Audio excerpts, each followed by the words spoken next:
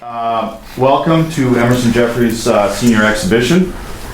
He'll have 15 to 20 minutes to make his presentation. At the end of that time, the panel will deliberate and the audience will be asked to leave the room. Please do not leave before I dismiss you. And please give Emerson your total respect and attention. And as always, phones probably off, right? Thank you. All right, good luck. Thank you. So, good morning and welcome to my Senior X presentation. For my project, I built this hydroponic system. So, coming into the project, I had some ideas for what I wanted to do. As those who know me well know by now, I really love world building and Dungeons and Dragons and that kind of thing. And so I was thinking that I would take my love for world building and design like a class or a curriculum around that as like a multidisciplinary thing where you'd combine history and writing and math and linguistics and all these different things into one course that's really about like fantasy worlds. But that was going to be difficult because I wanted to actually like teach a class surrounding that, so it was going to be hard to balance that given the time that I had. So next, I've always loved art, and I mostly do like abstract, not exactly abstract, but weird art, and I thought that it would be interesting to delve more into more representational art, like maybe a graphic novel or something along those lines. And but that was also going to be difficult because I have a tendency to get really frustrated when I do art based on one theme for a long time. I just get bored and annoyed, and so I decided not to do that. Actually, this artist here, Jacob Brzezalski, he gave me kind of an idea for my next idea for this project, which was game design, because Jacob's work inspired a game designer, Jamie Stonemeyer, to design a game called Scythe, which I've been playing for a little while, and it's really awesome. It's a board game, and so I thought maybe I could design a board game, prototype it, and make it so that it's a playable board game. But for that, I couldn't find a mentor anywhere. Like, there's one video game company in Maine, and I didn't want to design video games. I wanted to design board games, so it wasn't going to work out. And so then I thought, well, I love architecture, I love design. Why not design a pavilion for the courtyard in a school, or maybe a shed at home, like a garden shed, because we really needed that. But that was also going to be, I couldn't really see how that would fit in with the time limits and with the seasons, and it just was going to be really difficult to complete. And so kind of I took all of these ideas, this creative world building and art, and the systems necessary for a board game, and the design and building aspect of architecture and actually building a structure. And I decided that I was going to do hydroponics. So, first of all, what is hydroponics? Hydroponics is, this person, Kevin Espiritu, is kind of the main person behind Epic Gardening, which is an awesome resource that I use throughout. He doesn't actually have a degree in like soil sciences or agricultural sciences or anything like that, but he's just a hobby gardener who has created this awesome resource and network for people interested in hydroponics. So the way he defines it is, simply put, hydroponics is the practice of growing plants using only water, nutrients, and a growing medium. The word hydroponics comes from the roots hydro, meaning water, and ponos, meaning labor. This method of gardening does not use soil. And that's really the key part of it, is that it uses a different medium from soil to grow. And it uses nutrients that are not harbored in that soil. And there are several different techniques. These are the 6 main ones. The nutrient film technique, which you can see on the upper left, is you have long troughs. Also, this is mostly nutrient film technique.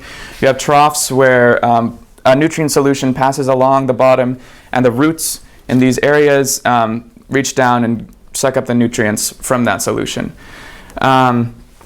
Then you also have deep water culture, which is the top right, and that's just a very deep reservoir of nutrient solution that the roots can grow down into, and that allows for the growth of much larger plants than nutrient film technique. Then there's the wick system, which is middle left, where a nutrient solution is pulled up by some sort of cloth or something like that into a growing medium, which then the roots absorb. So that doesn't require any pumping or anything. Then there's the ebb and flow technique, which is kind of like, imagine a tidal system where a nutrient solution is pumped into a reservoir with all the roots and then drains out, and then pumped in, then drains out on a regular basis. And then in the lower left, you see the aeroponic technique, where it can kind of be combined with a lot of the other methods. It's more of a sub-technique, but the air, or the water, the solution is atomized and sprayed onto the roots of the plants themselves to increase the oxygen that the plants are growing, and it's been shown to increase the growth of plants a huge amount. It's the most efficient of all the methods, but it's also one of the most difficult because you need special sprayers. Then there's the drip system over here, which is used in a lot of industrial hydroponic systems, especially if you ever see like the huge greenhouses in the Netherlands or something growing tomatoes. That's probably a drip system where nutrient solution drips down through hoses and then through the root system, the growing medium, and then back to a reservoir and pumped back and drips down again. And so what really interested me about hydroponics was kind of 3, maybe 5-fold, I'm not sure. But first of all, they're compact. They are an amazing way of taking a garden that could take up 50 square feet of space and putting them into a vertical farm, or if you grew it in buckets using deep water culture, just like a few feet of space. They're also economical. Despite what people think, they are not that costly to make. They are pretty costly to buy pre-made ones, but if you make it yourself, then they're quite cost efficient. And they're self-sustaining. They are a system that doesn't really require anything other than electricity and nutrients for the water. Also, they have a pretty amazing potential for urban impact. One of the big problems that we face today is produce being so far from the consumer in the city. So what hydroponics can do is actually bring the source of production into the city, into people's apartments that are, they're tiny, but they have space for some plants to grow in a vertical farm by the window or something like that. And also, finally, that it's far more than just the production of marijuana. That's kind of the stereotypical, like, oh, you have a hydroponic system, are you going to grow marijuana?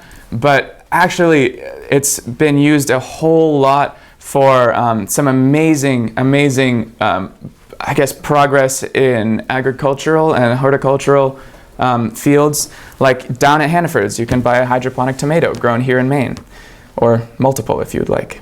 But and also, for instance, this system, you couldn't even grow marijuana in here if you wanted, because the way that marijuana works, it just has too large a root system, and it would really only work with a deep water culture system. So it's far more than just blanket term hydroponics. There's a lot of nuance to the field, I guess. And so I was actually introduced to this concept by my awesome mentor, Jeff Walls, who lives on the island and has installed many aquaculture systems around the island and the county, and even outside the county, I believe.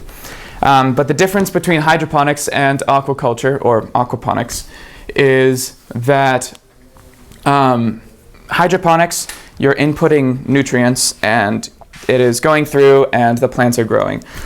With aquaponics or aquaculture, you are actually raising fish, which the waste that the fish creates serves as as nutrients for the plants themselves. So it's a potentially completely closed circuit system, where with some degree of, well, depending on the fish. If you have the right fish, you can make it so that the detritus from the plants actually is enough to feed the fish, which then feeds the plants, which then feed the fish. So it's a potentially just a positive feedback loop that you don't have to do anything to.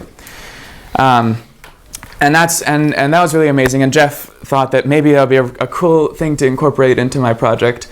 Unfortunately, it's just the fish, tilapia, are the most commonly used fish in that, and they cost a lot just for one, because they have so much potential to grow. So there's a large kind of investment in it. So I decided that I was not going to be able to do that. But then he introduced me to another interesting concept, which is vermicomposting. It kind of brings both of them together, where vermicomposting, instead of using fish to create the nutrients, you're using worms to compost, and then you're taking the compost and basically making a compost tea, where you're taking the compost and putting it in a cheesecloth or something like that, putting it in water, and letting the nutrients diffuse out into the water. And then you put that compost tea through the system. It's full of awesome nutrients that then your plants can grow up. It doesn't have quite the same precision as if you are using store-bought nutrients, just like in their purest form. But it's also much more natural than using synthetic chemicals. So I decided that was an awesome way that I could incorporate the kind of the self-sustaining system portion of a lot of my passions into hydroponics. And so from that, I developed my essential question, which was, how can designing and building a hydroponic system teach me about the combination of ecology and design? And so going into it, I didn't have much prior knowledge. I had gardened some with my mom. I had some vague knowledge of hydroponics, mostly from stumbling through Reddit. And I had some design and construction skills from working with my dad. But on the very first meeting with Jeff Walls, I realized that it was pretty doable. He introduced me to the concepts that we've gone over with aquaponics and vermiculture and vermicomposting. He introduced me to the various kinds of hydroponic and aquaponic systems. He gave me a lot of good information on aeroponics, which I was originally going to do, but then again, the extra cost and effort of putting in those atomizing sprayers just didn't seem possible with my time limit and cost constraints and that kind of thing.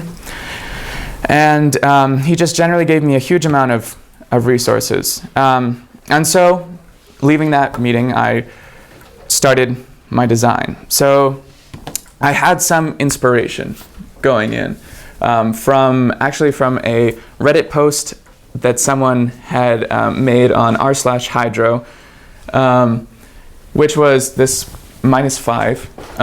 And he had created a hydroponic system in his dorm room to grow flowers and produce and things. And I just thought it was so cool that you could fit so many, or so much production into such a small area, like a dorm room closet. And then on top of that, I had the 160 some odd pages of reading and information that Jeff Walls had given me about hydroponics, aeroponics, aquaponics, vermicomposting, and vermiculture. I think those were the big 5 readings.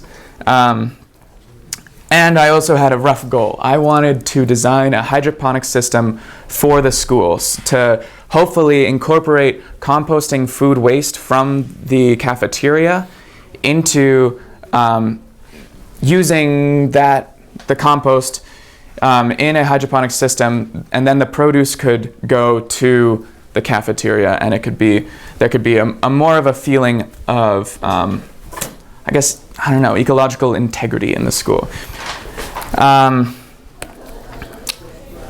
So that design didn't entirely work out, or those thoughts. I had to revise them pretty heavily throughout the process.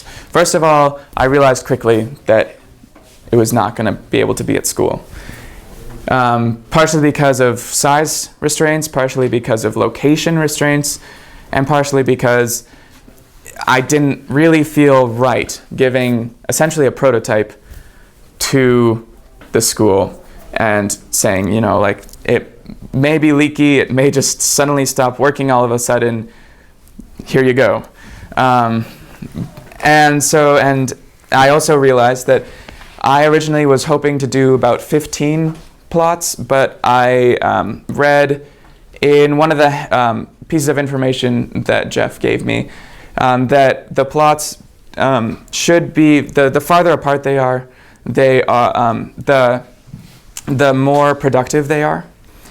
And it actually recommended 1 foot, but I went with about 8 inches just because of the design and because of the lights and everything. And so I reduced the size of the entire system from what was going to be too big, I'd say, to a more reasonable. This can fit through most doorways and can pretty easily, like, I mean, it's big still. It's obvious, like, look at it, it's big. But it can fit out of the way pretty well.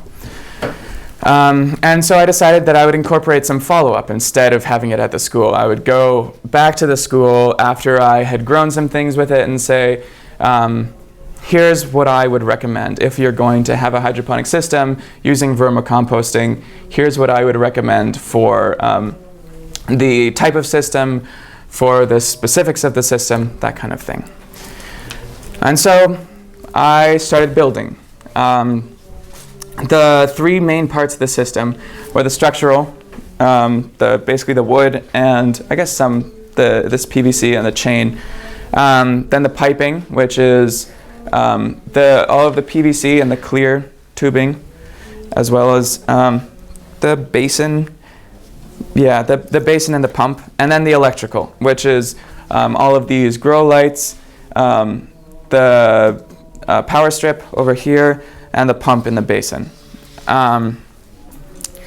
And so this is a bit of a, like, step by step. This picture was taken right after I had finished building the structural components. It was before I had actually put in any of the lighting system or most of these end caps and whatnot. And then the next one is a image of after I had installed the lighting, but before the piping, and turned on at night, and it looks really good. So, where I am now. First of all, I'm far from done. I have run this, and it runs really nicely, really smoothly. However, I have not put any plants in it, and I haven't actually put any, like, nutrients through it. So I still have to do that. Additionally, I have to make sure to, like, analyze the results that I get throughout the year, and hopefully next spring check in with the school, especially the Eco Club here. We'll see how that goes. And so what have I really learned from this process? I think that I've learned 3 major things. First of all, that I really do love ecological design, especially the, like, designing and building systems. It is a lot of hard work, but it's really cool and really rewarding when you finish it. Also, you really need a good plan. I had done a lot of research, but I didn't have an awesome plan going into the actual building. Like, I didn't have a draft of what I was going to build. And that made it pretty difficult throughout the building process. There were a lot of revisions that we had to make on the spot. Additionally, even though that careful planning can really help avoid problems, they will happen anyway. there were parts of it that I had really meticulously planned out, and then when I got to them, they just kind of fell apart, sometimes literally broke, and then we had to figure out how to work around that. But with just like, relaxing and going with the flow and figuring out the optimal resolution to the issue, nothing was really that hard to fix. And so finally, I'd like to give a huge thank you to Jeff Walls, my mentor, to Miss Poland for helping me look at the logistics of having it at the school, to Dad, Peter Jeffery, for helping me throughout the construction part, pretty like a huge amount, and to the MDI Educational Enhancement Fund for providing me funding for building the system, and to Mrs. Dillon for being an awesome Senior X teacher. And so thank you very much.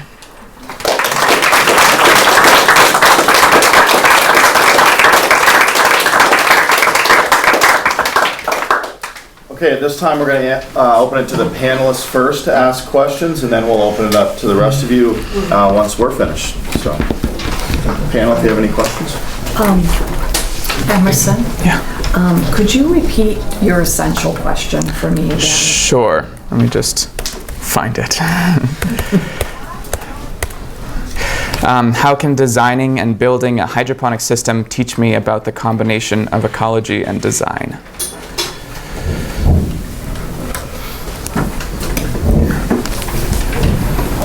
Emerson? Yeah.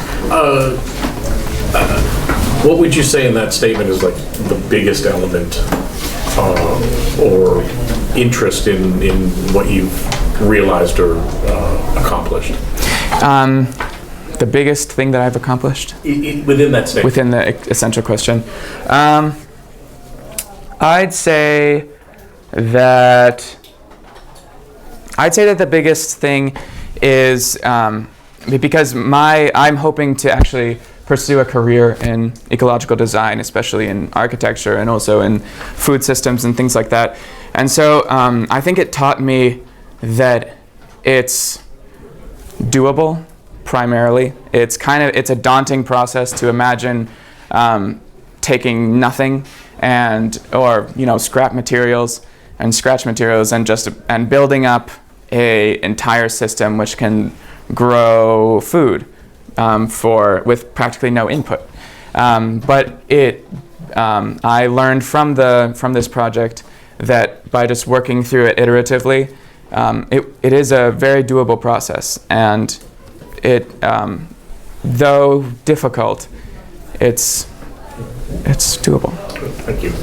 What are you planning for plants? I'm planning lettuce and basil at this point, and maybe some tomatoes, but tomatoes, this setup is a little bit too small for tomatoes, but I could probably figure something out. Are those some that generally do well, that start easy? Yeah, leafy greens are generally the best for hydroponics, especially this kind of medium-sized hydroponics, because I did incorporate a means for which you could modify the height where the light is, so the plants could potentially get up to like yay big, but I'd say this is probably best for those kind of medium-sized leafy greens. Yeah, Alex. Have you done any research into where hydroponics are right now and where they're going to be in the future? Yeah, so it's an interesting field because it has changed a pretty significant amount from its inception, but there are a lot of them, like primary methods used, like aeroponics, were developed in like the 1990s and 1980s with such movements as the New Alchemy movement down in Massachusetts. They had a large aquaponic system. And so it's at a weird stage in its development right now. There are some methods that are developing, such as I think there's a really interesting like hybrid between nutrient filter technique and I forget what it is. I think it's aeroponics, that has something to do with also like an ebb and flow. It like combines three of them, and it is really promising right now. I forget what it's called, but it's a really interesting technique. But I think the future is a little bit unclear. Or like right now. How present it will be in the future. Well, hopefully it'll be very present. I am of the mindset that it is a technology that could hugely help cities. The main debate right now with that is that it does require a lot of power to continue running with the grow lights and with the pumping and everything like that. And it needs, depending on the plant, certain heat needs need to be met. And so there are opponents of it which say that the requirement in terms of energy is just too much compared to what it actually produces. So it'll be interesting to see some like solid science concerning that. But I think that it could potentially be a huge, I guess, a helping force in kind of the urban food crisis right now. Yeah. I have a question about your process. You talked a lot about the different types of growing methods and exploring those, and so you had to sort of narrow down to hydroponics. But once you did, and you started on your project Emerson, can you talk about any specific problems you had in the project or in the build, and how you overcame them? Yeah. So I guess one specific problem that I had a lot, here I'm going to move this out of the way, is that these little bulkhead fittings are surprisingly fragile. And I think we had 3 different instances where this is solid between here and this little like nozzly thing. And for whatever reason, they were hit wrong or whatever, and they just sheared at that point. And so we needed to unscrew it. And the first 2 times, the cap itself was actually off. We have them glued now, but so it wasn't too bad. We just had to, get another one and screw it on. But then the final one, it sheared while the end was glued, and it's down here. So for it, and we also didn't have another one of the bulkhead fittings of the right size for the pipe itself. And so we had to drill another hole, which is why there's this extra hole down here, use it as an access point, where we spun it around the bulkhead fitting, used the threading to put in this little nylon elbow, which then went to the piping. And so it was kind of, that was probably the most annoying part of the design. But again, we worked through it, and I was pretty proud of that. Okay, at this point, if some of you, the guests, need to get to another presentation, we'll allow you to head out now. If you do have a question, you're welcome to stay, and we'll allow for another minute or 2 of questions from the group. So I can turn it on. Should I turn it on? Yes, absolutely. Okay. Woo, look at that. Wow. Yeah, so much better. Yeah.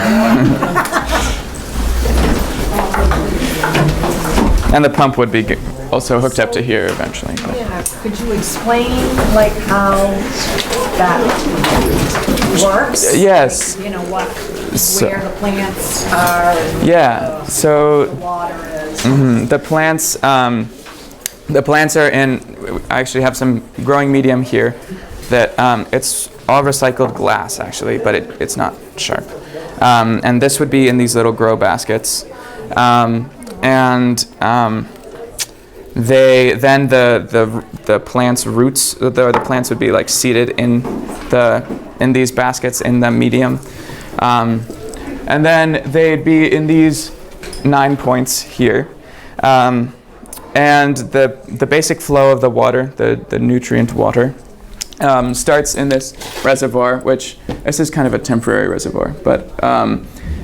And then it flows through this pipe up to here, where it enters.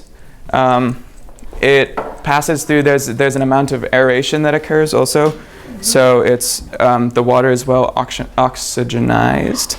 while going into the system. It passes through, then it falls down, which also, again, aerates the water. And then it passes through, falls down again, and goes through, and then just drains back into the reservoir. It's really a pretty simple system when you kind of boil it down to its essentials. Does that run continuously all the time? It can. Lights and everything? It can run continuously, but it kind of depends on the different plant that you're growing. Some of them, you really do just want to keep the lights on all the time. But some plants, they actually can get burnt, like essentially sunburnt, by the lights if they're on too often and if the lights are too close. And the pump is pretty much on all the time, though. Is there a reasoning for the color scheme of the lights in terms of intensity, or is that also aesthetic? It is actually. The red lights, I'm not entirely sure about the blue lights. I tried to find that, but I couldn't find it. But the red lights, I do know that because plants are green, they're green because they are absorbing most of the red light for the energy itself. And so the red light is primarily just because it's the highest energy and most easily absorbable, I think that's a word, absorbable light for the plants themselves. So I'm not sure about the blue though. And then one other question. Yeah. Is there a difference, because the water circulates through the system, it has a beginning and an end. Mm-hmm. Is the water, is there any data that you know of that would say that the water is collecting nutrients as it goes and the plants at the end of the system are getting more nutrients than the plants at the beginning of the system? Yeah, I don't really know any data concerning that. Although my immediate, I guess my instinct would probably be that it would be maybe the opposite, because these plants may be absorbing the nutrients, and then as it gets lower, there is a lower amount of nutrients. But I think it's such a negligible amount because it really, every time it goes through, a tiny amount of nutrients is absorbed.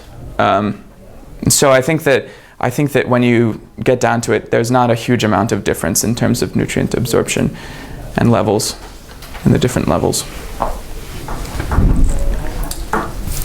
Excellent. All right. Everybody all set? Good. So at this point, we'll ask everybody except for the panel to exit the room, please. And Emerson, please don't go far. Okay. No, you don't have to run home again. So that's good. Yeah. And we'll try to be quick, and we'll come and let you know. Okay.